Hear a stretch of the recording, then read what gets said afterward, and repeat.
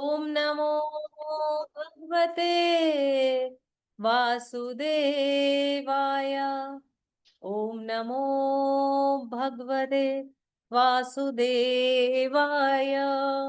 नारायणं नमस्कृत्यं नरं चैव नरोत्तमं देवीं सरस्वतीं व्यासं ततो जया मुदीरये। नष्टप्रायेषु अभद्रेषु नित्यं भागवत सेवया भगवती उत्तम श्लोके भक्तिर्भवती नैष्ठिकी। कृष्णाय वासुदेवाय देवकी नंदनाय च नन्दगोपकुमाराय गोविन्दाय नमो नमः। ॐ अज्ञानतिमिरन्धस्य ज्ञानञ्जनशलाकया चक्षुरुन्मिलितं येन तस्मै श्रीगुरुवे नमः। श्रीचैतन्यमनोभीष्टं स्थापितं येन भूतले स्वयं रूपं कदा मह्यं ददाति स्वपदान्तिकं।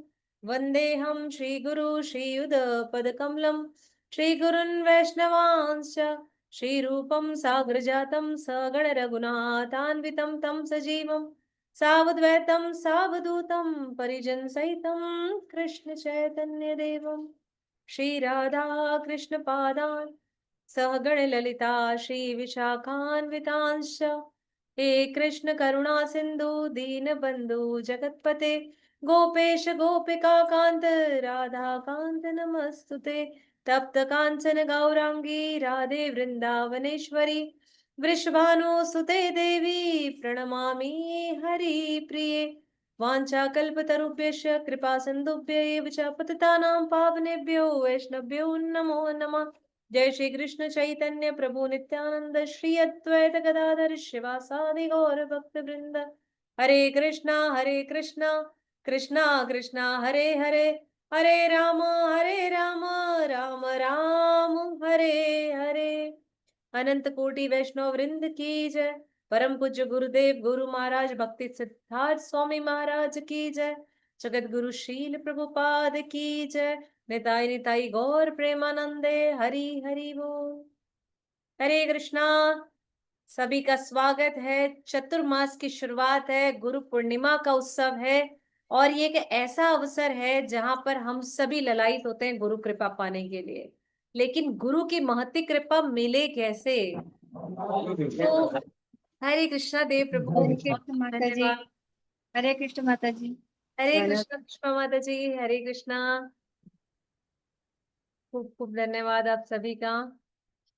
तो गुरु की महती कृपा हमें कैसे मिलती है कि क्या हम गुरु को कि बहुत बटरिंग करें तो गुरु खुश हो जाएंगे? क्या नहीं। क्या हम गुरु के लिए कुछ ऐसा गिफ्ट महंगे से महंगा ले आए तो गुरु खुश हो जाएंगे? क्या बिल्कुल भी नहीं। और क्या गुरु हमको किसी प्रपोजल से मिल सकते हैं? बिल्कुल भी नहीं। क्या किसी एग्रीमेंट से मिल सकते हैं? ऐसा भी नहीं है। क्या किसी से मैं इन्फ्लुएंस हो गई हूँ और उसके बाद कोई मुझे मिल जाएगा क्योंकि कोई और उनसे भी बहुत अधिक आकर्षित है तो क्या मिल जाएंगे? ऐसा भी नहीं है। गुरु तो मिलते हैं हमें अहेतु की कृपा से। गुरु तो हमें मिलते हैं गोविंद की कृपा से। गुरु मिलते हैं हमें हमारी सेवा भक्ति से। तो गुरु को खुश करने के लिए या गुरु की कृपा पाने के लिए बहुत सरल रास्ता है, गुरु की वाणी सेवा।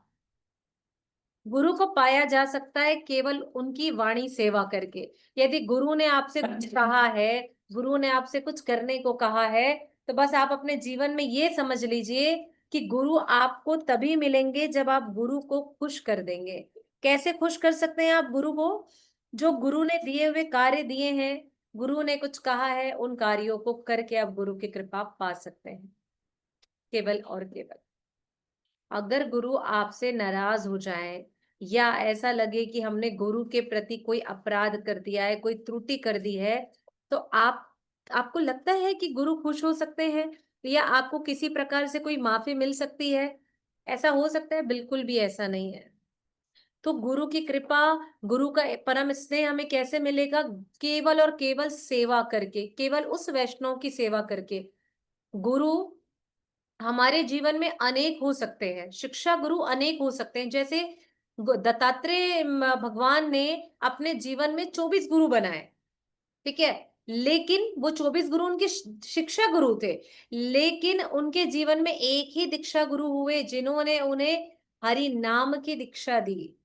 तो हमारे जीवन में गुरु तो अनेकों हो सकते हैं, लेकिन हमारे जीवन में एक ही दीक्षा गुरु होंगे जिनकी कृपा हमको मिलेगी, जो हमें हम अपना हाथ हमारे हाथ से पकड़कर हमको भगवत धाम तक लेकर के जाएंगे। और आप सभी को पता है गुरु इतने कृपालु होते हैं कि जब हम इस धरा धाम से जाएंगे ना, जिनके भी गुरु हैं, जिस भी धाम की ओर गमन करेंगे, तो जब वो वहां जाएंगे ना, तो गुरु दरवाजे पर खड़े मिलेंगे और गुरु पहले आपको अंदर भेजेंगे। उसके पश्चात उनके आपके पीछे भी जितने शिष्य होंगे जो उनसे दीक्षा लिए होंगे, उनकी सेवा में होंगे, गुरु पहले उनको भीतर लेंगे और सबसे अंतिम में जाएंगे हमारे गुरु महाराज। आप समझते हैं? विचार करिए कि गुरु की ऐसी महती कृपा कैसे हमें मिल सकती है। तो गुरु को खुश कैसे किया जा सकता है, गुरु को कैसे पाया जा सकता है, गुरु का स्नेह कैसे प्राप्त किया जा सकता है? केवल और केवल गुरु की सेवा करके, वो भी उनकी वाणी सेवा करके, और कोई भी तरीका नहीं है। गुरु ने कहा है आपके लिए कि आप जीवन में केवल एक कार्य करिए, आप हरि नाम जप करिए। आपके जीवन का एक ही उद्देश्य है, हरि नाम जप करना। गुरु ने कहा है कि आप ये कार्य मत करिए, ये आपके लिए ठीक नहीं है। आप बिना सोचे समझे सब कुछ छोड़ दीजिए और बस लग जाइए उनकी सेवा में, आपके जीवन में कल्याण हो जाएगा। आज जो गुरु पूर्णिमा का उत्सव है, आषाढ़ शुक्ल की दशमी की तिथि है। और आज आपको पता है, आज हम सभी इतने दिनों से जो भी चर्चा कर रहे हैं, जितने भी वेद पुराणों की चर्चा कर रहे हैं, जितने भी आचार्यों की वाणी की चर्चा करते हैं, उनकी टीकाओं की, उनके भाष्यों की टीका की चर्चा करते हैं, तो आज जिनकी कृपा से हमें सब कुछ मिला है, ऐसे ऋषि वेद व्यास प्रभु, वेद व्यास जो हमारे भगवान हैं, जिन्हें साहित्य अवतार कहा जाता है भगवान का, आज उनका अभिभाव दिवस है, आज उनका जन्मदिन है। यानी हमारे गुरु महाराज प्रभुपाद, उनके गुरु महाराज, उनके गुरु महाराज, उनके गुरु महाराज, सब कहाँ जा रहे हैं? सब वेद व्यास जी की शरण में जा रहे हैं। क्यों? उन्होंने श्रीमद् भागवतम लिखा, उन्होंने 18 पुराण लिखे, उन्होंने महाभारत की रचना करी। अरे जिन्होंने सारे ग्रंथ पुराणों की रचना कर दी है, तो आज और अब हम जो ये सब कुछ सुन रहे हैं ना, ये भी उन्हीं की ही कृपा है। ऐसे ऋषि वेदा व्यास जी को कोटिशः प्रणाम है। और इसलिए हम उनके लिए एक श्लोक भी मैंने ग्रुप में डाला है कि यदि वेद व्यास ऋषि को प्रणाम करना हो, तो हम उन्हें किस प्रकार से प्रणाम करके उनकी कृपा प्राप्त कर सकते हैं। तो नमस्ते तु ते वेद व्यास विशाल, नमस्ते तु व्यास विशाल बुद्धे, कुलार वृंदा यत पत्र नेना, येन तयत्वा भारत तैल पूर्णा, प्रजाल्वितो ज्ञानमय प्रदीप। कहते हैं कि हम उस महान वशिष्ठ मुनि के को नमन करते हैं, जो जिन्होंने इस महाभारत रूपी ज्ञान को प्रज्वलित किया और हम सबके समक्ष प्रस्तुत किया। किसे? विशाल बुद्धि वाले। विशाल, उनकी बुद्धि विशाल थी। और जब उन्होंने सारे पुराणों की रचना कर ली, उन्हें लगा कि अभी भी मुझे वो आनंद नहीं आ रहा है। तब उन पर भी कृपा हुई नारद जी की, और नारद जी ने जब उन पर कृपा करी, तो नारद जी की कृपा के बाद उन्होंने कहा कि आपने सब कुछ कर लिया है वेद व्यास जी, लेकिन अभी तक आपने भगवान के रूप लीला गुण की चर्चा नहीं करी है। जब ऐसा हुआ, तब उन्हें भान हुआ और तुरंत उन्होंने श्रीमद् भगवतम की रचना करी। ऐसे विशाल बुद्धि वाले थे हमारे वेद व्यास जी, जो आज भी हम सबके बीच अपनी वाणी के माध्यम से यहाँ पर उपस्थित है। आगे, नमो वे ब्रह्म निधिये वशिष्ठाय नमो नमः। और हम सभी उस वशिष्ठ मुनि के शिष्य को नमन करते हैं, जिनकी शक्ति भक्ति, और कौन? वेद व्यास जी कौन है? पराशर मुनि के पुत्र हैं। तो अब सभी थोड़ा सा वेद व्यास जी के बारे में जानते हैं। आज इतना विशेष दिन है, हमारे गुरु महाराज का भी दिन है, और हम सभी चाहते हैं कि हमारे जीवन में ये गुरु कृपा बनी रहे। तो वेद व्यास जी जो है, उनका जन्म, यानी उनके जो पिता थे, उनका नाम था पराशर मुनि। हम सभी पराशर मुनि को जानते हैं, जिन्होंने देवी भागवतम लिखा है। देवी भागवतम की रचना ऋषि पराशर मुनि ने करी। और जब ऋषि पराशर मुनि ने इसकी रचना करी, तो उसके पश्चात उनके हृदय में एक भाव आए। जब कुछ समय बीतने के पश्चात ऐसे दिन तिथि नक्षत्र आई, कितनी उत्तम तिथि है, आषाढ़ पक्ष है, दशमी की तिथि है, पूर्णिमा की तिथि है आज, गुरु पूर्णिमा है। और अगर इस लग्न में इस आषाढ़ शुक्ल की पूर्णिमा को अगर कोई ऐसा बालक जन्म ले, आज कोई संतान जन्म ले, तो वो सारे लोकों में बहुत अधिक विद्वान और दिव्य होगा। ऋषि पराशर ने, हरे कृष्णा दिव्या माता जी, ऋषि पराशर ने ऐसी कामना करी, ऐसा विचार किया।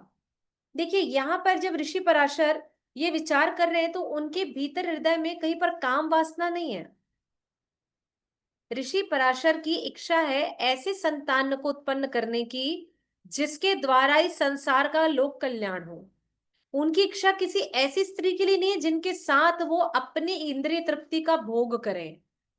ये सारी चीजें हम जैसे मलिन लोगों के लिए है, जिनका मन प्रतिपल काम वासना में लीन रहता है। हम जैसे लोग इस पर रत रहते, लेकिन पराशर मुनि ने विचार किया कि ऐसी पूर्णिमा की श्रेष्ठ तिथि और ऐसा आषाढ़ पक्ष है, शुक्ल पक्ष है, अर्थात एक संतान यदि हो जाए तो वह विदुषी दिव्य विद्वान होगा। ऐसा सोचकर वो विचार करने लगे और नेपाल की पहाड़ियों की ओर जब वो आगे बढ़ते हैं तो उनके हृदय में एक भाव आता है। उसी समय उनको एक कन्या मिलती है। वो कन्या जो कि जिसके शरीर से एक गंध आती है। किसकी गंध आती है? कि उसके शरीर से गंध आती है, मछली की गंध आती है, इसलिए सभी उसे मत्स्य गंधा के नाम से जानते थे।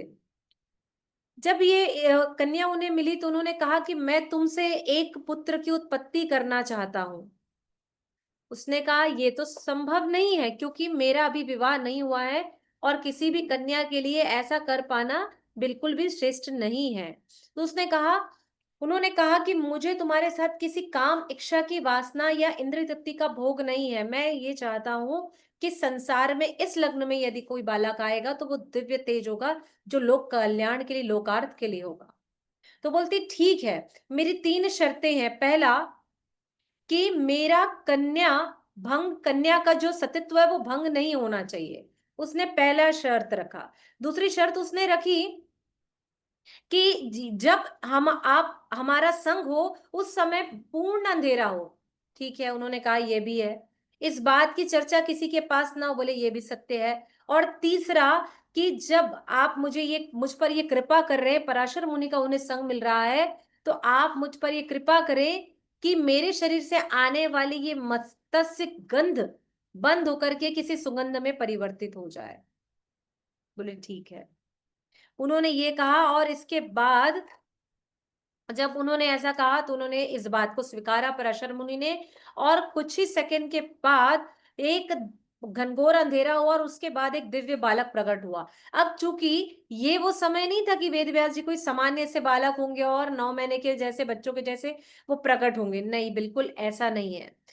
उस मत्स्य कन्या जो मत्स्य गंध जिससे आती थी, अब उसका नाम, देवताओं ने उसका नाम रखा था सत्यवती। जब इसका जन्म होता है एक मछली के गर्भ से, एक मछुआरे को जब ये मछली मिलती है, जब वो उसके पेट को चीरता है तब एक ये बालिका का जन्म होता है। और इस समय इस बालिका का जब जन्म होता है तब ये उसको पास में रखते हैं, इसलिए इसका नाम रहता है मत्स्य गंधा। लेकिन उसी समय आकाश से एक वाणी होती है, वाणी आती है कि ये जो दिव्य कन्या है सदैव सत्य बोलेगी, इसलिए इसका नाम होगा सत्यव्रती। इसलिए उसका नाम पड़ता है सत्यव्रती। मैं बहुत डिटेल में नहीं जा रही क्योंकि ये महाभारत और भागवतम की स्टोरी है, मैं केवल वेदव्यास के जन्म के प्रमाण को लेकर के चर्चा कर रही हूँ। सत्यवती का जन्म होता है और सत्यवती पराशर मुनि दोनों के संग से वेद व्यास जी धराधाम पर आते हैं। तत्क्षण में वेद व्यास मुनि एक ऋषि के जैसे बड़े हो जाते हैं। और उसके बाद पराशर मुनि सत्यवती का त्याग करके यहाँ से अपने ध्यान साधना की ओर आगे की ओर पलायन कर जाते हैं। और वेद व्यास जी कहते हैं, चूंकि वेद व्यास एक नेपाल उसके द्वीप के पास हुआ था। वेद व्यास तो उनका नाम बाद में पड़ा जब उन्होंने ग्रंथों और पुराणों की रचना करी। इसके पहले उनका नाम था कृष्ण द्वैपायन। द्वीप में हुआ था इसलिए कृष्ण देवपायन इनका नाम था। उसके बाद इनका नाम हुआ वेद व्यास। ठीक है। साथ में वेद व्यास जी ने कहा कि हे सत्यवती माता, आप मेरी माँ हैं, इसलिए मुझे आज्ञा दीजिए, लेकिन कभी भी आपको मेरी आवश्यकता होगी, केवल आप मेरा स्मरण कर लीजिएगा, मैं आपके समक्ष प्रस्तुत हो जाऊंगा। ऐसा कहकर वेद व्यास जी भी अपने कार्यों की ओर आगे बढ़ जाते हैं और फिर इसी सत्यवती से चित्रांगद विचित्र वीर का जन्म होता है। और यही जो है भीष्म भी इनके ही भाई हैं और ये सब इनके सौतेले भाई होते हैं, जो आगे जाकर के महाभारत के आगे के ग्रंथों में जिनका आगे का वर्णन आता है। तो बाद में इन्हीं से ही ये वंश आगे बढ़ता है। तो ये हम मानते हैं कि जितने भी पुत्र हुए आगे, वो सब वेद व्यास जी की ही संतानें हैं, आगे बढ़ते रहिए। और ऐसे दिव्य वेद व्यास जो इस समय जराधाम पर हम सभी के लिए इस शास्त्रों को प्रकट किया, ऐसे वेद व्यास मुनि को कोटिशा प्रणाम है। और वेद व्यास मुनि के जो शिष्य थे, उनमें से हम सभी जानते हैं कि कौन कौन ऐसे विशेष शिष्य शिष्य हुए उनके। जैमिनी ऋषि, जिनकी कथा स्कंद पुराण में हम सभी सुन रहे हैं, पुरुषोत्तम क्षेत्र से जैमिनी मुनि और नारद मुनि, ये सभी ऋषि मुनि इकट्ठा होते हैं और स्कंद पुराण के श्री क्षेत्र से वर्णन करते हैं कि आप सभी ऋषि इकट्ठा होकर के नील माधव के प्राकट्य की लीला आप सभी को सुनानी है। ऐसा कहकर अपने ऋषियों में जैमिनी ऋषि को प्रमुख मानकर सभी ऋषिगण जैमिनी मुनि से ही जगन्नाथ जी की कथाओं का लीला रसावसादन कर रहे हैं। यही इनके शिष्य हुए, वेदव्यास जी के प्रमुख शिष्यों में। एक और शिष्य हुए उनके वैशाप्यान वैशाप्यान रोमहर्षण। रोमहर्षण ऋषि के बारे में भी जानते हैं। अब आपको बता दें, ये जितने भी ऋषि का हम नाम ले रहे हैं, सभी ऋषियों के नाम कहाँ पर आते हैं? सप्तऋषि, जब जगन्नाथ जी का रथ बनता है, मैंने उस समय भी इन सब ऋषियों के नाम आपको लिखाए हैं। तो ये सब ऋषियों का नाम यहाँ पर आता है। ये बताना इसलिए जरूरी था क्योंकि ये इनमें से कोई भी ऐसा नहीं है जिन्होंने भगवान के संग का त्याग किया है। तो ऐसे महती गुरु की कृपा आप सब पर बनी रहे, आप सभी के जीवन में शास्त्रों का प्रागट्य सदैव रहे, और साथ ही साथ आप सभी के जीवन में आपके गुरु की विशेष कृपा जरूर बनी रहे, चाहे शिक्षा गुरु हो चाहे दीक्षा गुरु हो, पर कृपा सदैव मिलती रहे। आइए आज प्रवेश कर रहे हैं हम उस लीला की ओर जहां पर हमें कहाँ चलना है? गंभीरा के गौर हरि, अर्थात उस गौर हरि के बारे में हम सुनेंगे, उस गौर निताई के बारे में सुनना चाहेंगे, उस गौर हरि सुंदर के बारे में सुनना चाहेंगे, जिन्होंने अपने जीवन के 12 वर्ष 18 वर्षों को इस श्री धाम में दिया। श्री श्री जगन्नाथ बलदेव सुभद्रा महारानी प्रभु सुदर्शन की जय। हम सभी ने कल सुना कि किस प्रकार से जगन्नाथ जी के इस क्षेत्र में चैतन्य महाप्रभु आकर के गंभीरा में रह रहे हैं, अर्थात काशी मिश्र जी के घर में आकर के निवास कर रहे हैं। सार्वभौम भट्टाचार्य जी जो इस जगह पर आकर के रह रहे हैं, नदिया ग्राम से जिनका आना हुआ है, और यहाँ आने के पश्चात वे चैतन्य महाप्रभु के साथ अब प्रतिदिन कुछ न कुछ अनेक अनेक लीलाएं कर रहे हैं। और जब चैतन्य महाप्रभु के द्वारा उनकी पराजय हो जाती है और वो मायावाद की उस अंधकार से, शून्यवाद से जब बाहर आते हैं, तो चैतन्य महाप्रभु को सर्वस्व परम नियंता परम पालक स्वीकार करते हैं और कहते हैं कि भगवान बस आपके चरणों में ही अब मेरा स्थान है, इसके अलावा मेरे जीवन में और अन्य कोई भी इच्छा शेष नहीं है। ऐसे चैतन्य महाप्रभु ने अपने वहां रहते हुए अंतिम समय में हर भक्तों पर कृपा करी। तो आज एक दो लीला और गंभीरा की सुनते हैं और फिर सिद्ध बगुल में प्रवेश करेंगे। हम सभी जानते हैं कि चैतन्य महाप्रभु के जीवन में दो गुरु हुए। एक उनके गुरु हुए ईश्वरपुरीपाद। ईश्वरपुरीपाद जो थे वो उनके हरिनाम दीक्षा गुरु थे। और दूसरे गुरु उनके हुए उनके मायावादी गुरु केशव भारती, जिन्होंने उन्हें संन्यास दीक्षा दी।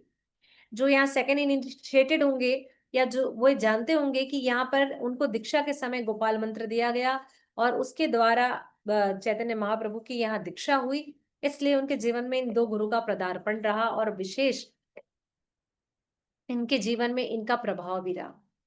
चैतन्य महाप्रभु के गुरु जब ईश्वरपुरी पाद इस धराधाम से जा रहे थे, तो जाते जाते उन्होंने अपने शिष्य जो उनकी सेवा में थे, उसका नाम था गोविंद, गोविंद को आदेश दिया कि गोविंद, अब मेरे इस मृत्यु लोक से जाने का समय हो चुका है।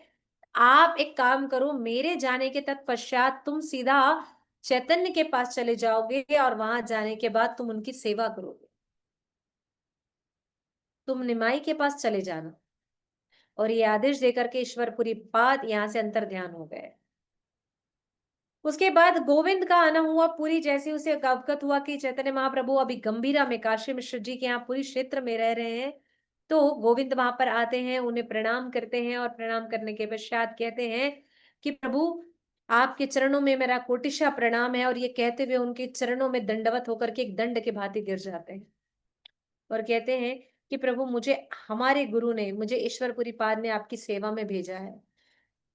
तो चैतन्य महाप्रभु कहते हैं कि मुझे ऐसे किसी भी दीक्षा किसी भी सेवा की आवश्यकता नहीं है, क्योंकि मैं नहीं चाहता कि कोई भी मेरी सेवा में रहे या मेरी सेवा करता रहे।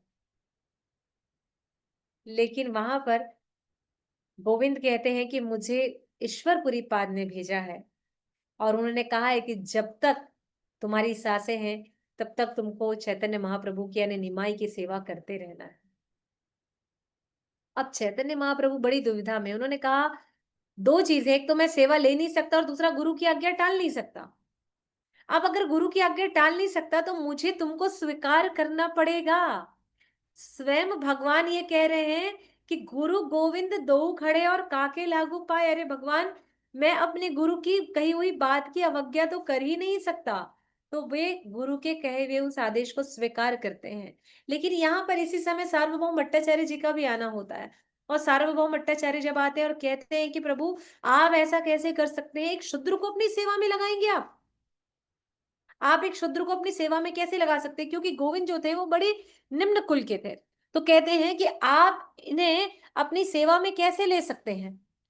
तब चैतन्य महाप्रभु कहते हैं कि मेरे गुरु ने कभी भी भक्तों में और मुझ में कोई अंतर नहीं किया, वे पूर्ण स्वतंत्र हैं। भगवान और मेरे गुरु पूर्णतः स्वतंत्र हैं, इसलिए मैं गोविंद को स्वीकार करता हूं। भक्ति के मार्ग में कोई भी यहाँ वर्णाश्रम को लेकर के जातिगत भेद नहीं किया जा सकता है। यहाँ इसकी सेवा और उसका समर्पण सबसे अधिक महत्वपूर्ण है सार्वभौम।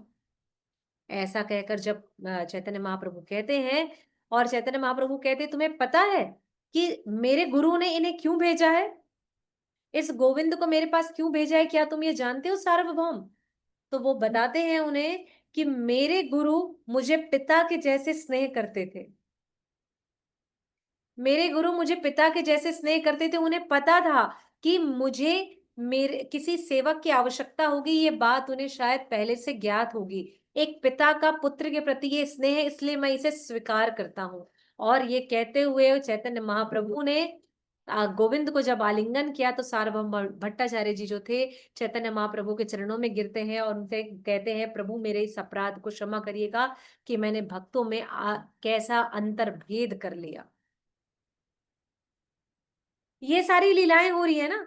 ऐसा नहीं था कि सार्वभौम ऐसे थे, ऐसा नहीं था कि कोई ऐसा था, नहीं। ये लीलाएं ये बताने के लिए कि भगवान परम नियंता है।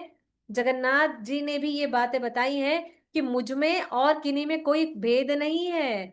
हमने माधव दास की कथा सुनी, हमने दास्य गौरी की कथा सुनी, रघुदास की कथा सुनी, जहां पर किसी भी प्रकार से भगवान ने बताया कि मैं सबका आलिंगन करता हूं। अगर आप मेरे पास इनको नहीं आने दोगे तो मैं इनके पास बाहर चला आऊंगा। और इसी वजह से भगवान बाहर निकल कर आए और कल भगवान का अंतर्वेदी उत्सव हुआ और भगवान अपने श्री मंदिर में प्रवेश कर गए। इसी तरह चैतन्य महाप्रभु ने भी अपने भक्त इस गोविंद को गले लगा लिया। अब ये जो गोविंद था, ये गोविंद का एक ही कार्य था, चैतन्य महाप्रभु के चरण की सेवा करना, उनके शरीर को दबाना। चैतन्य महाप्रभु जब उन्माद में आकर के जमीन से 10-10 फीट ऊंचा कूदते थे तो लोग बहुत डर जाते थे कि भगवान को कहीं चोट ना लग जाए, हमारे गौर हरि को चोट ना लग जाए, किसी प्रकार से इनके शरीर में कोई छीलन ना आ जाए। लेकिन सारे भक्त घेरा बना करके चैतन्य महाप्रभु के साथ कीर्तन करते, आनंद लेते, भाव विभोर हो जाते। और भाव विभोर होने बाद चैतन्य महाप्रभु जब कई घंटों तक मुस्कुराते रहते, कभी कभी भाव विहर में आकर के, वैराग्य भाव में आकर के विप्रलंब भाव में जब खो जाते थे, तब वह अश्रु की धारा लगातार बहने लगती थी, शरीर चित्त पीला पड़ जाता था। जब ऐसा देखते, तब गोविंद को उन्होंने अपनी सेवा में रखा, और गोविंद प्रभु का एक ही कार्य था, चैतन्य महाप्रभु के शरीर की सेवा करना, उनकी काया को दबाना। तो एक बार ऐसी घटनाक्रम आती है कि चैतन्य महाप्रभु अपने कक्ष में, उस गंभीरा कक्ष में विश्राम कर रहे थे, सो रहे थे। उसी समय चैतन्य महाप्रभु भोजन करने के पश्चात कुछ समय तक विश्राम करते थे। ये बात सभी भक्तों को पता थी, इसलिए कोई भी वहां पर कभी भी आकर के शोरगुल नहीं करता था, किसी प्रकार की आवाज नहीं करता था। लेकिन चैतन्य महाप्रभु को कीर्तन सुनने में भी बड़ा आनंद आता था। कीर्तन सुनते सोते भी थे और कीर्तन सुनते जाग भी जाते थे, और वैसे वो हमेशा जागृत अवस्था में ही होते थे। तो एक बार चैतन्य महाप्रभु सो रहे थे अपने छोटे से उसी कक्ष में, और सोते सोते उसी समय गोविंद का आना हुआ। और ये गोविंद प्रभु का नियम था, जब चैतन्य महाप्रभु सोते रहते थे, उसी के समय में उनकी चरण सेवा करने के बाद वो भोजन प्रसाद पानी को जाते थे। अब भगवान यहाँ सो रहे हैं, तो चैतन्य महाप्रभु ऐसे सो रहे हैं ना, ठीक है। दरवाजा उसने खोला, और चैतन्य महाप्रभु को नहाकर, यानी उनके ऊपर से कूद करके वो उनके दाईं ओर आ गया, और वहां आकर के उनकी चरण सेवा करने लगा, उनके शरीर, कमर, कंधों को दबाने लगा उनके। चैतन्य महाप्रभु ये सब कुछ देख रहे थे। दबाते दबाते कुछ ही समय बाद चैतन्य महाप्रभु की आंखें लग जाती है, निंद्रा में चले जाते हैं। और जब चैतन्य महाप्रभु निंद्रा में चले जाते हैं, उसके बाद दबाते दबाते बहुत देर हो जाती है, बहुत देर हो जाती है। तो चैतन्य महाप्रभु उठते हैं तो कहते हैं कि गोविंद, तुम आज भोजन करने के लिए नहीं गए? मेरे चरण, मुझे मेरे सोने के पश्चात तुम भोजन के लिए जाते थे ना, आज तुमने भोजन क्यों नहीं पाया? तुमने गलत किया। तब गोविंद मन ही मन कहते हैं, फिर से चैतन्य महाप्रभु कहते हैं, जब तुम मुझे गए क्यों नहीं? तो चैतन्य महाप्रभु से गोविंद कहते हैं कि प्रभु, मैं आपकी चरण सेवा करने के लिए, अपने महाप्रभु की सेवा करने के लिए एक नहीं, हजारों अपराध को स्वीकार कर सकता हूं। हम सभी जानते हैं कि जब भी कोई बड़ा लेटा रहता है या छोटा लेटा रहता है, तो हम उसके ऊपर से छलांग लगाकर या कूद कर कभी नहीं जाते। हम कहते हैं पैर समेट लो तब हम जाएंगे, या हम ये कहते हैं कि अरे भाई वो उठ जाए तो हम चले जाएंगे अगर रास्ता ना हो, या हम उसे जागृत अवस्था में ला करके फिर जाते हैं। ये हम सभी शिष्टाचार को जानते हैं, ये शिष्टाचार गोविंद भी जानता था। जब गोविंद भी ये बात जानते थे, लेकिन चैतन्य महाप्रभु की सेवा करनी थी, इसलिए वो चैतन्य महाप्रभु के शरीर को कूद करके दूसरी ओर चला गया और उनकी सेवा करी। तो वो बोलता है, मन ही मन कहता है कि प्रभु, आपके चरण सेवा करने के लिए मैं एक नहीं, हजारों अपराध को स्वीकार कर सकता हूँ, क्योंकि मैं आपकी सेवा करने आ रहा हूं। लेकिन भोजन करने जाना मेरी इंद्रिय तृप्ति, मेरे इंद्रिय सुख, इस जिह्वा को सुख देना था, इसलिए मैं आपको नहाकर, आपको कूद कर कैसे उस पार जा सकता था। ये बात उसने कही नहीं, ये बात अपने मन में वो कह रहा था, और मन ही मन की बात को चैतन्य महाप्रभु समझ जाते हैं, और उसी समय गोविंद को आलिंगन कर लेते हैं। सोचिए, यहाँ पर गोविंद ने एक शिष्टाचार सिखाया कि गुरु की सेवा के लिए 100 अपराध कर लो, गुरु की सेवा के लिए 100 अपराध कर लो, भगवान की सेवा के लिए 100 अपराध कर लो, पर स्वयं के लिए एक अपराध भी स्वीकार नहीं होना चाहिए, एक अपराध भी नहीं। ऐसे गोविंद प्रभु की जय। हाँ, कि जिनकी वजह से आज हम एक शिष्टाचार को आज अपने जीवन में सीख पा रहे हैं, जहां पर उन्होंने ये बताया कि प्रभु, आप आप आपके लिए सब कुछ कर सकता हूं, पर अपने लिए, इस पापी पेट के लिए कुछ नहीं करूंगा। इसलिए गोविंद वहां बैठे रहे। इसी कड़ी में एक और बात आती है कि चैतन्य महाप्रभु जब अपने कक्ष में सोते रहते थे, सोते सोते सोते सोते, पहले समय में तो लाइट वाइट होती नहीं थी, है ना, सब चिमनी और दीपक में कार्य करते थे, तो गंभीरा में भी ना बहुत अंधेरा होता था, क्योंकि चैतन्य महाप्रभु को वैसा ही स्थान चाहिए था। तो चैतन्य महाप्रभु जब अपने कक्ष में सोते रहते थे, तो रात्रि के समय जब उन्हें कृष्ण की विरह होती थी, कृष्ण की याद आती थी, तो वह अपना शरीर दीवार पर रगड़ते रहते थे। तो सर जमीन से रगड़ाने के कारण गाल पे, सर पर, मस्तक पे, सोचिए, कोमल का अंग कांति वाला शरीर किसका? चैतन्य महाप्रभु का। किसके जैसा शरीर है? राधा रानी का शरीर लेकर के आए हैं, उनकी आत्मा लेकर के आए हैं गौर हरि हमारे। तो सोचिए, हमारी राधा रानी कितनी कोमल है, तो गौर हरि कितने कोमल होंगे गंभीरा के। गंभीर लीलाएं कर रहे हैं, लेकिन कितने कोमल हैं। हाँ।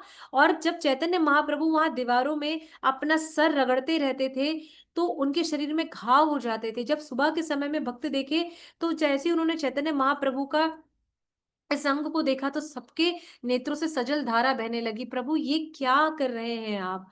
बोले, मैं क्या करूं, मैं जगन्नाथ जी के दर्शन के विरह में इस कदर व्याकुल पागल हो गया कि कृष्ण के दर्शन करने के लिए मैं दरवाजा ढूंढ रहा था और मुझे दरवाजा नहीं मिला। इसलिए बार बार मेरा शरीर किसी जाकर दीवार या जमीन से टकराता था। मुझे पता था कि मेरे शरीर से रक्त और घाव निकल रहा है, घाव हो रहे हैं, लेकिन मुझे इसकी चेष्टा या चिंता नहीं थी। मुझे चिंता इस बात की थी कि ये कितना पतित शरीर है, ये कैसी आंखें हैं जो कृष्ण की, जगन्नाथ जी की दर्शन नहीं कर पा रहा है। ये सोचकर, इस भाव में जब चैतन्य महाप्रभु लीन रहते, तो आप सोचिए उनके शरीर, उनके घाव के को देख करके सब बहुत दुखी हुए, बहुत दुखी हुए। तब उसी समय, उसी समूह में एक भक्त थे जिनका नाम था शंकर। तो सबने निवेदन किया कि प्रभु, आपको अब हमारी एक बात माननी पड़ेगी। बोले, क्या?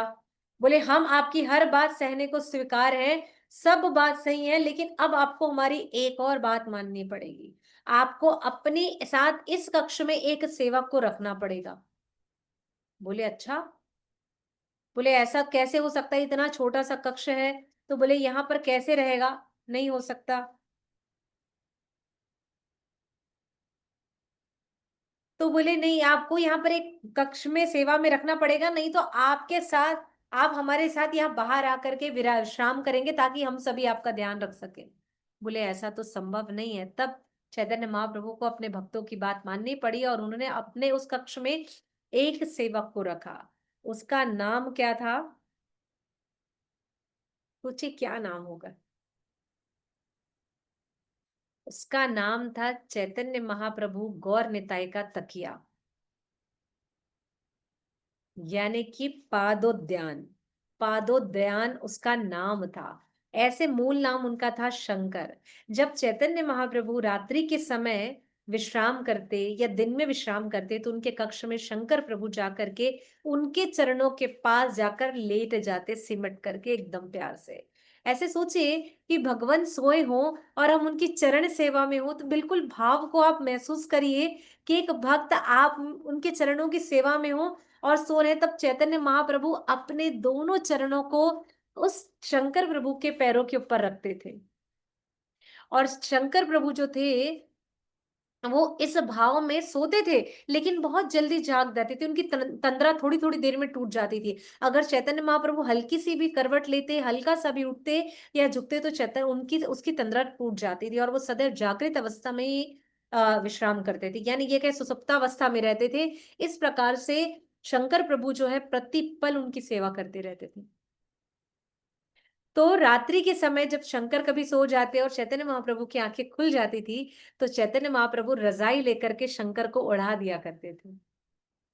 और आप सोचिए, भगवान हमारे चैतन्य महाप्रभु, हमारे गौर निताय शंकर के साथ में सोता है, और उसके डर के कारण कभी उसके बाद चैतन्य महाप्रभु ने रात्रि में वहां से निकल करके जाने का प्रयास भी नहीं किया। ऐसा दिव्य कक्ष है ये गंभीरा, जहाँ चैतन्य महाप्रभु रहते थे। क्यों? क्योंकि सारे भक्त उनकी सेवा में भी हैं, और साथ ही साथ शंकर भी उनकी पहरेदारी कर रहा है। इसलिए जब तक चैतन्य महाप्रभु इस धराधाम में रहे, तो इनको चैतन्य महाप्रभु के पादोद्यान के नाम से जाना गया, यानी चैतन्य महाप्रभु का ये तकिया थे। उनके चरणों में पड़े रहकर उनकी सेवा करी। और सोए सोए शंकर प्रभु चैतन्य महाप्रभु के चरण को भी दबाते रहते थे, बहुत हल्के हाथों से। चैतन्य महाप्रभु के शरीर इतना कोमल था, इतना कोमल था, वो इतने हल्के हाथों से दबाते थे। दबाते दबाते दबाते उनकी आंखें लग जाती थी, और फिर तुरंत उठ जाते थे कि मेरे प्रभु को, मेरे महा भगवान को कष्ट हो रहा होगा, ये सोच करके उनकी आंखें फिर जल्दी से खुल जाया करती थी। ऐसे दिव्य अनुभूति लेकर के चैतन्य महाप्रभु यहाँ पर आए। तो ये है गंभीरा। इसी गंभीरा में एक मुलाकात एक भक्त के साथ और हुई। उनका नाम था गोपाल। तो हमने चैतन्य इसी गंभीरा की, इसके बाद हम सिद्ध बगुल में प्रवेश करेंगे। ये है गोपाल, जिन्हें गोपाल गुरु के नाम से जाना गया। अच्छा, आप सभी बताइए, हम सभी हरि नाम लेते हैं, हरि नाम प्रचार भी करते हैं, अच्छे अच्छे प्रचार, मैं कहती हूँ सभी प्रचारक हैं यहाँ पर जितने भी जुड़े हुए हैं, लेकिन आप और हम क्या करते हैं? प्रचार करना हो तो बढ़ेंगे, बनेंगे, ठनेंगे, उसके बाद कहीं गाड़ी उठाएंगे, फिर जाएंगे। अ, अगर हमें प्रचार भी करना होगा तो हम कुछ अच्छी यात्रा के लिए लेकर के चार मृदंग करताल वालों को इकट्ठा करेंगे, फिर जाएंगे, है ना? तो हम सभी सोचते हैं, और फिर क्या सोचते हैं कि अरे भैया नहा धो ले फिर भगवान का नाम लेंगे, अरे खाना खा ले फिर भगवान का नाम लेते हैं, अरे थोड़ा प्रसादी पा लेते फिर भगवान का नाम ले लेंगे। अच्छा, एक काम करते हैं ना, अभी थोड़ी सी पीवीआर जा रहे, पीवीआर से आके फिर भगवान का नाम लेते हैं ना। अच्छे काम करते हैं ना, थोड़ा सा दोस्तों के साथ गपशप लगा लेते हैं, फिर भगवान का नाम लेते हैं ना। बस हम सब यही सोचते रहते हैं, लेकिन ऐसा बिल्कुल भी नहीं है। एक बार गोपाल गुरु जो थे, उनके सामने से एक भक्त जा रहा था और उसको लगी थी बड़ी जोर की दीर्घ शंका। उसे जाना था दीर्घ शंका में। अब दीर्घ शंका में जाना था, तो गोपाल गुरु ने देखा कि वो भक्त जो है जिह्वा के बीच, दांतों के बीच में अपनी जिह्वा को दबाए हुए। बड़े गौर से गोपाल गुरु से देखते और पूछते, अरे भाई रुको, कहाँ जा रहे हो? तो बोले, अरे मुझे दीर्घ शंका ही है, मुझे जल्दी जाना है। अरे भैया रुको। बोले, अरे मुझे जाने दो, ऐसा ना हो मेरा भाव स्खलित हो जाए। अरे रुको भाई, पहले तुम बताओ जा कहाँ रहे हो?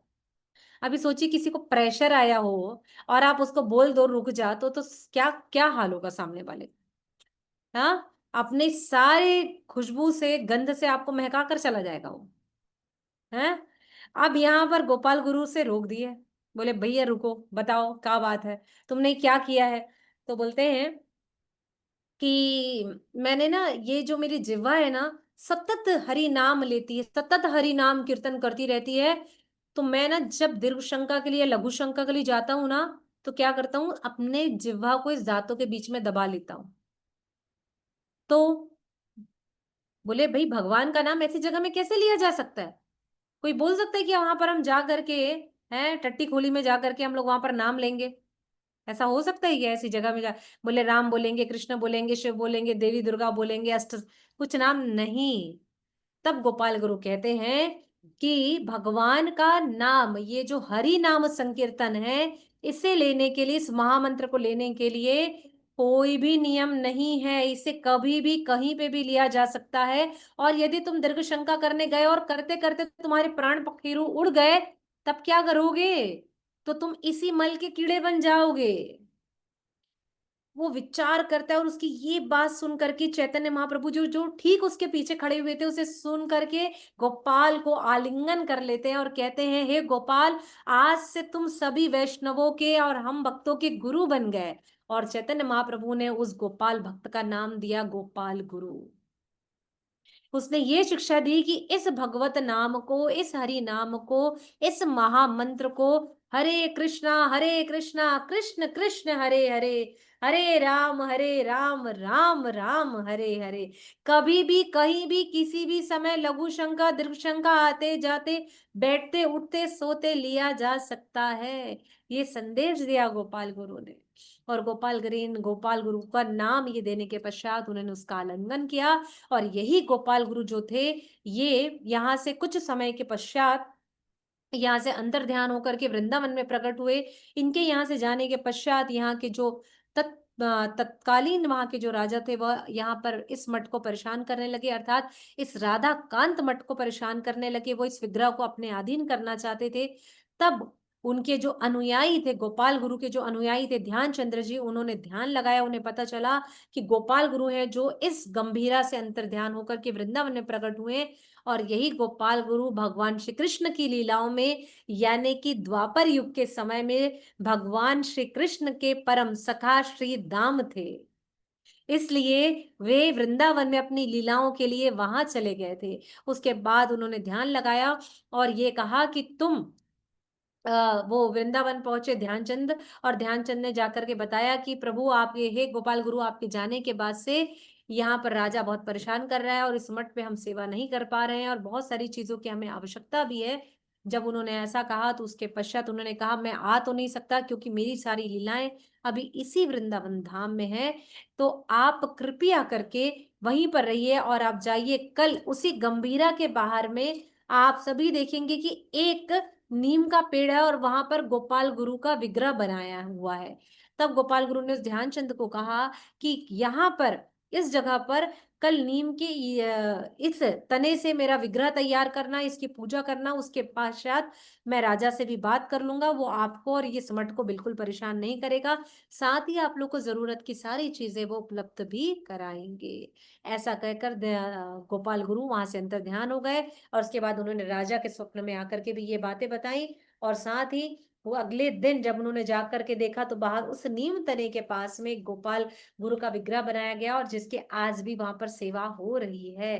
तो आप सभी जब भी जाएंगे, हम सभी जब भी जाएंगे तो ऐसे दिव्य गोपाल गुरु के दर्शन करेंगे जिन्होंने हरि नाम का प्रचार अपनी जिह्वा में सतत निरंतर 24 घंटे, मतलब निमिष मात्र भी दूर रहने को नहीं कहा है, चाहे मन में हो चाहे जिह्वा में हो, किसी भी रति मति गति में हो, क्या करना है, केवल और केवल हरि संकीर्तन करना है। तो ऐसे थे हमारे गोपाल गुरु।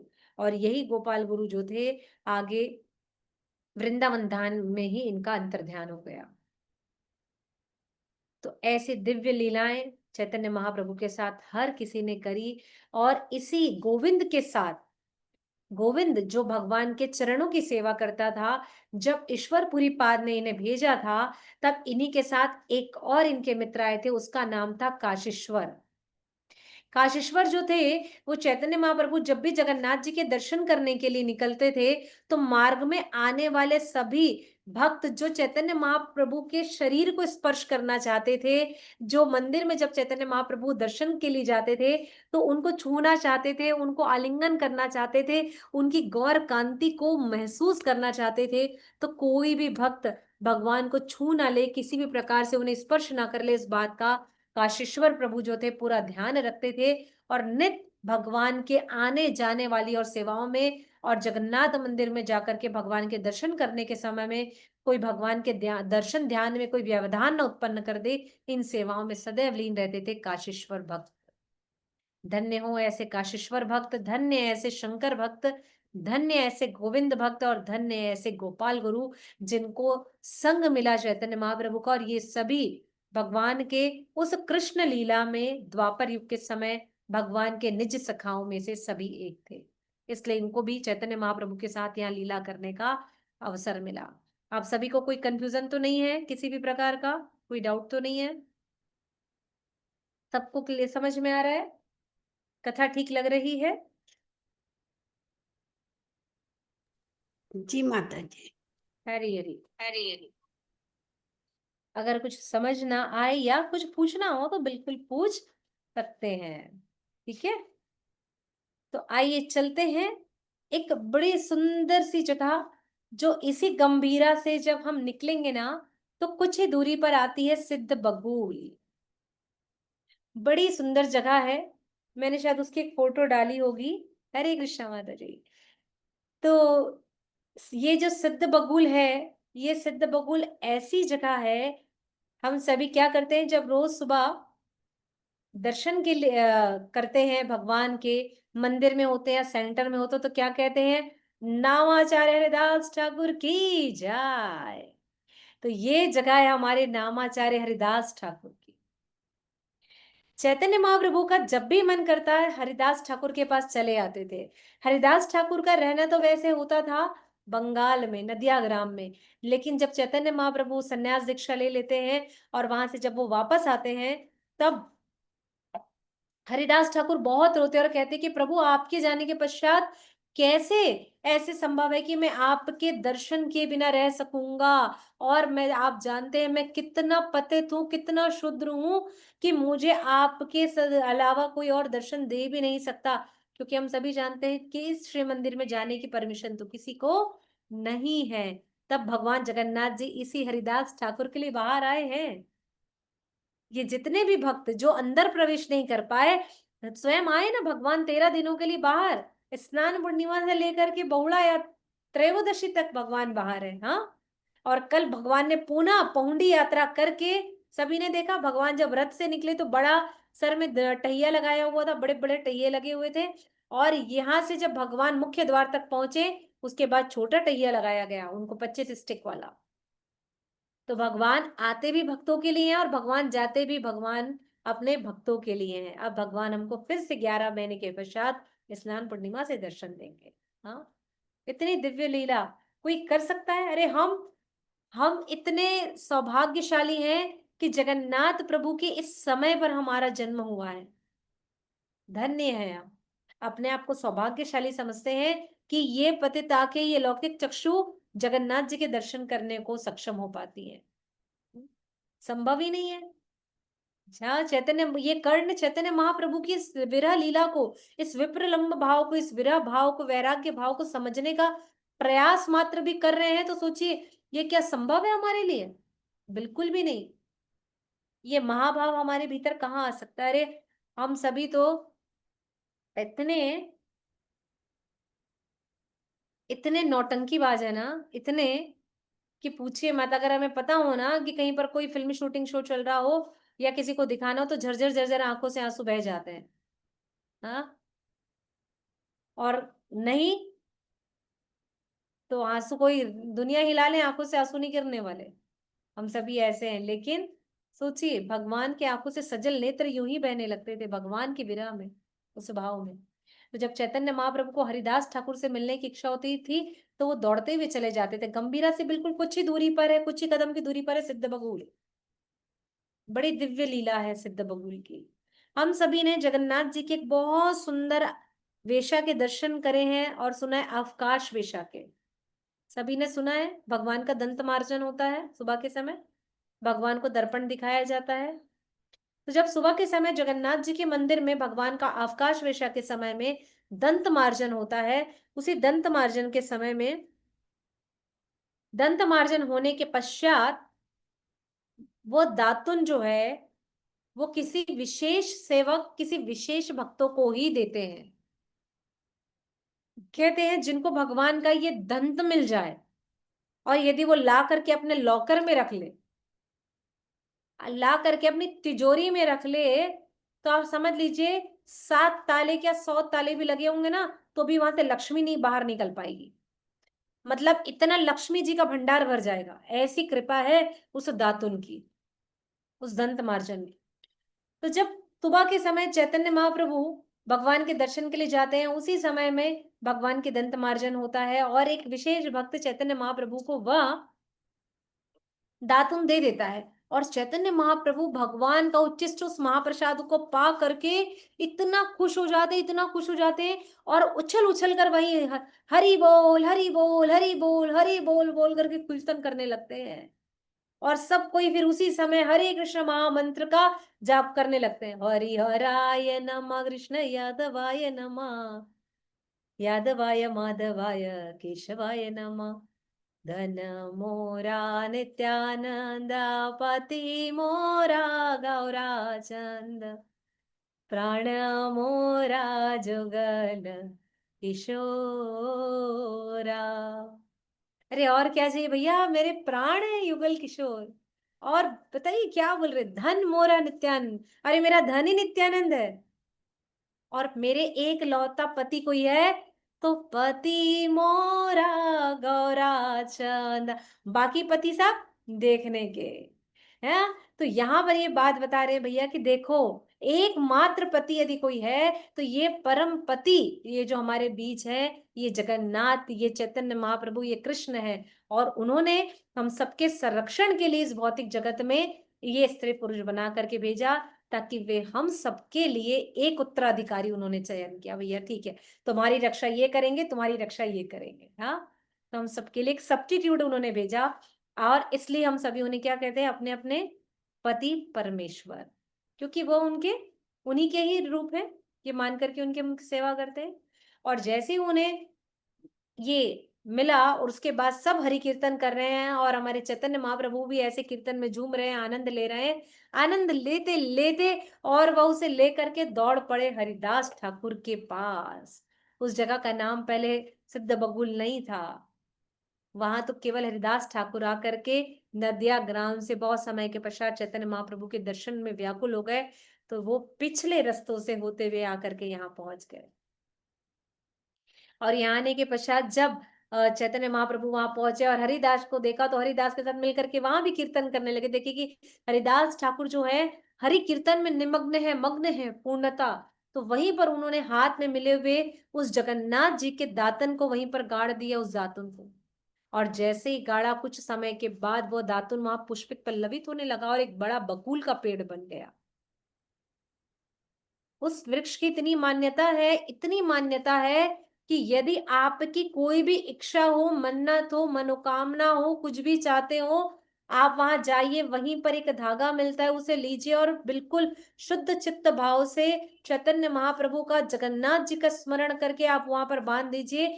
निश्चित हम बता रहे हैं, एक समय के पश्चात, एक नियत तिथि के पश्चात आपकी सारी चीजें पूरी हो जाएंगी, जो भी आपने मांगा है।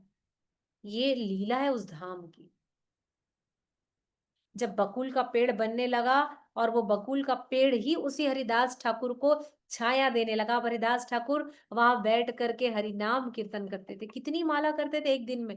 अरे हमसे यहाँ ठीक से 9 माला नहीं होती है, 18-16 माला नहीं होती है, वो 192 माला करते थे। इसलिए तो कहलाए हरि नामाचार्य हरिदास ठाकुर। हाँ। और उसके पश्चात एक समय ऐसा आता है कि जगन्नाथ जी की रथ यात्रा करीब आ जाती है और अचानक ही रथ का एक मूल पहिया टूट जाता है, उसकी मुख्य लकड़ी कुछ टूट जाती है। तो वहां के लोग ये विचार करते हैं, अरे पास में बकुल का पेड़ है, यहीं से लेकर के आ जाते हैं लकड़ी और इसे ला करके इस रथ पर लगा देते हैं। लेकिन ऐसा होता है कि रातों रात वो पेड़ पूरा खोखला हो जाता है। और जैसे ही काटने के लिए उसे वहां के सैनिक गण आते हैं, तो देखते हैं कि एक डाल पर कुल्हाड़ी बस चलाते हैं, वहां से रक्त गिरने लगता है और पूरा पेड़ खोखला है। आप जाकर के देखेंगे तो आज भी वो पेड़ खोल है, कुछ नहीं है। उसकी एक डाल जो बाहर की ओर आई है वही एक तना है, बाकी अंदर से पूरा पेड़ खोल है। वो आज भी वहीं रखा हुआ है जहाँ चैतन्य महाप्रभु हरि ठाकुर को, हरिदास ठाकुर को बैठ करके नित्य निहारते रहते थे। वो ऐसे सामने का, जैसे हम आपके सामने बैठे, ये हरिदास ठाकुर का स्थान है और आप सब हमारे चैतन्य महाप्रभु के अनुयायी, आप सभी बैठे, आप सभी के हृदय में गौर हरि विराजमान है। हाँ, ऐसे बैठ करके निहारते थे और बस इसी के बीच में वो बकुल का पेड़ है, सूखा हुआ खोल है। आप लोग जाएंगे तो जरूर दर्शन करिएगा। उसी के पीछे षटभुज गौरांग के रूप के में षटभुज गौरांग के रूप में भगवान चैतन्य महाप्रभु के विग्रह के दर्शन होते हैं, माँ जगन्नाथ जी के दर्शन होते हैं। आप ऐसे दिव्य स्थान में जाकर के दर्शन करेंगे, ये इस रसमई में यहाँ। हरे कृष्ण माता जी, दंडवत प्रणाम माता जी। वहां पे जाके मतलब खूब कीर्तन करनी चाहिए या फिर अपना माला जो है एक्स्ट्रा राउंड काफी करनी चाहिए ना वहां पे? बिल्कुल, वो धाम ही है माला करने के लिए, कीर्तन करने के लिए। इसलिए जितने भी मंडली जाती है, टूर जाते हैं, हमारे गुरु महाराज लोग टूर लेकर के जाते हैं, जितने भी गुरु महाराज जाते हैं, वहां सब बैठेंगे, पहले खूब कीर्तन करेंगे, खूब आनंद करेंगे और सबको वहां पर अलर्ट नोटिस दिया जाता है, बैठ के पहले यहाँ माला करो, बैठ के यहाँ माला करो, कुछ नहीं है तो एक माला करो। ज्यादा करने का समय नहीं रहता, किसी का ट्रेन का टाइम है जाने का, एक माला सबको करके निकलनी 10 मिनट में वहां। ऐसा दिव्य धाम है वो जगह। वहां जाए तो कुछ भी सेवा वैष्णवों की करके अवश्य आए। और ऐसी जगह है जहां पर जाने के बाद आपको सबसे अधिक आत्मिक चिंतन मिलेगा, आत्मिक शांति मिलेगी, जहां आप विश्लेषण कर पाएंगे कि हमारे जीवन का अंतिम लक्ष्य आधार क्या है। ऐसी दिव्य जगह है वो सिद्ध बकुल, जहां पर बैठकर स्वयं चैतन्य महाप्रभु इस हरि नाम संकीर्तन का आनंद लिया करते हैं। और वहां सबको बैठ करके क्या देते थे? आश्रय भी देते थे।